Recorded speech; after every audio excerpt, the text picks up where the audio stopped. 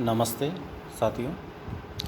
आज मैं subject estimating costing and design of electrical installation third year electrical chapter number 2 general principle of estimating and costing सब content 2.1, जिसमें हमने आपको पहले वाले लेक्चर में पर्पज़ ऑफ एस्टिमेटिंग कॉस्टिंग के बारे में बताया था।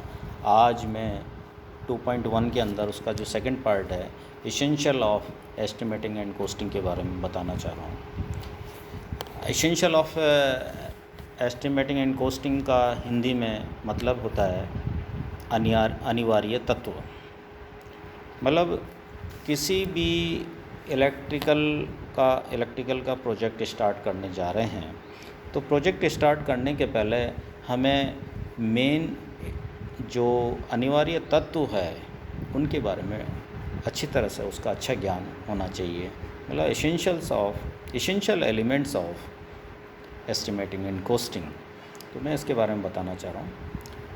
किसी संस्थापन का एस्टिमेटिंग एंड कॉस्टिंग ज्ञात करने के लिए, कहने का मतलब एस्टिमेट एंड कॉस्टिंग आंकड़े की लागत को ज्ञात करने के लिए ये अनिवार्य है कि इंस्टॉलेशन में मतलब किसी प्रोजेक्ट को इंस्टॉल करना है, चालू करना है, लगाना है, तो वो मतलब होता है इंस्टॉलेशन में लगने वाली सामग्री की कंप्लीट स्पेसिफिकेशन का मतलब है कि कोई भी आइटम सपोज अपन कहीं लगाने जा रहे हैं तो उसका हमें पूरा करंट रेटिंग, वोल्टेज रेटिंग, उसका size, length, height, weight etcetera हमें उस आइटम का पता होना चाहिए, जिसे हम बोल रहे हैं पूर्ण स्पेसिफिकेशन या कंप्लीट स्पेसिफिकेशन।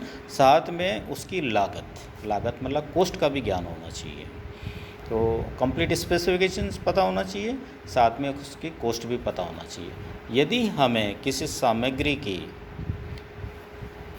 कंप्लीट स्पेसिफिकेशन पता नहीं होती है तो हम बाज़ार में सामग्री क्रय करने में कठिनाई का सामना कर सकते हैं।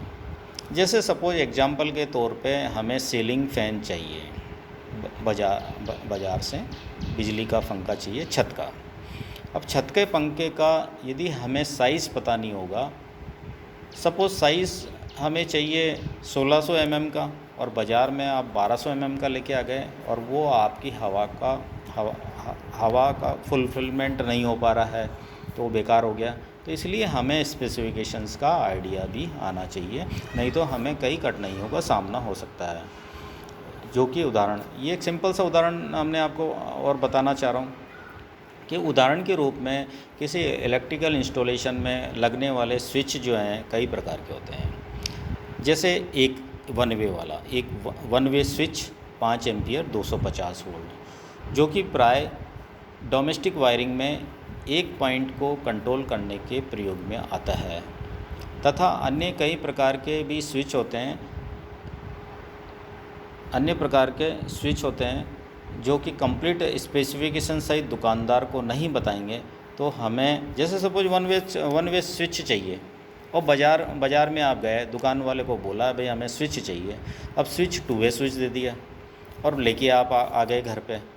अब पैसा भी आपका ज़्यादा लगा, जैसे सपोज वो 20 रुपये का आता है, ये 15 रुपये का आता है वन वे स्विच, और ये 2 वे स्विच 20 रुपये का आता है। अब ये 20 रुपये का जो स्विच आप लेके आए हैं, कॉस्ट भी आपकी ज़्यादा लगी, आप मार्केट में भी गए, अपना समय भी ख़राब हुआ, पैसा भी आपका लगा, और घर पे आए तो पता पड़ा वो 2 वे स्विच है तो वो बेकार हो गया, हमें वन वे स्विच चाहिए। तो इस तरह का जब अपने को स्पेसिफिकेशंस का आइडिया नहीं रहता है तो हमें ये कठिनाई का सामना करना पड़ता है। तो ये अनिवार्य एक एसेंशियल एलिमेंट्स है कि हमें जो है उस आइटम का स्पेसिफिकेशंस, उसकी कॉस्ट का पूर्णतः मतलब उसका नॉलेज होना चाहिए, और नॉलेज नहीं आएगा तो हमें उस कठिनाई का सामना करना पड़ सकता है।